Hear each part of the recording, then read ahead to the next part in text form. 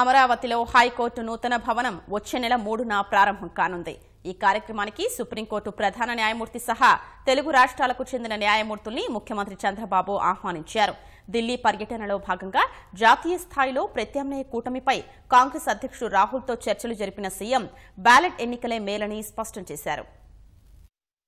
ఢిల్లీ పర్యటనకు వెళ్లిన ముఖ్యమంత్రి చంద్రబాబు మొదట ఫిబ్రవరి 3న అమరావతిలో హైకోర్టు భవన ప్రారంభోత్సవానికి రావాలని సుప్రీంకోర్టు ప్రధాన న్యాయమూర్తి జస్టిస్ రంజన్ గొగోయ్ని కలిసి ఆహ్వానించారు. తెలుగు రాష్ట్రాలకు చెందిన జస్టిస్ ఎన్వీ రమణ, జస్టిస్ లావు నాగేశ్వరరావు, జస్టిస్ సుభాషణ్ రెడ్డి నివాసాలకు కూడా వెళ్లిన చంద్రబాబు హైకోర్టు ప్రారంభోత్సవానికి రావాలని ఆహ్వానించారు. మరోవైపు జాతీయ స్థాయిలో ఎన్డీఏయేతర కూటమి యత్నాల్లో భాగంగా కాంగ్రెస్ అధ్యక్షుడు రాహుల్ గాంధీని ఆయన నివాసంలో కలిసిన చంద్రబాబు సుమారు అరగంట పాటు చర్చలు జరిపారు. ఇటీవల కోల్కతాలో మమతా బెనర్జీ నిర్వహించిన సభపై చర్చించారు. అలాంటి సభనే త్వరలో నిర్వహించాలని భావిస్తున్నట్లు రాహుల్ దృష్టికి తీసుకెళ్లారు.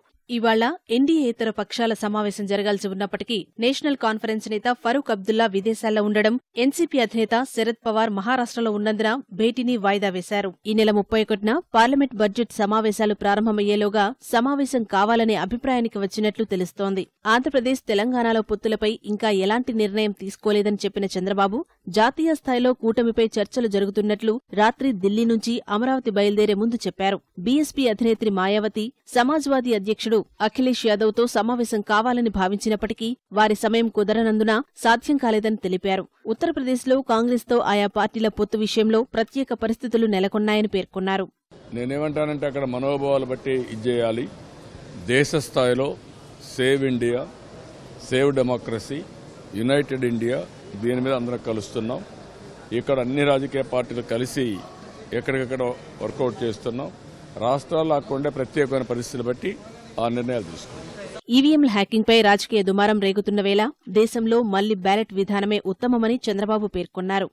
ఈవీఎంలపైన అనేక సందర్భాల్లో అనేక మంది సందేహాలు వెలిబుచ్చడమే కాకుండా మ్యానిపులేట్ చేయొచ్చు, ఆ విధంగా కూడా అవకాశాలు ఉన్నాయని చాలాసార్లు చెప్పాం.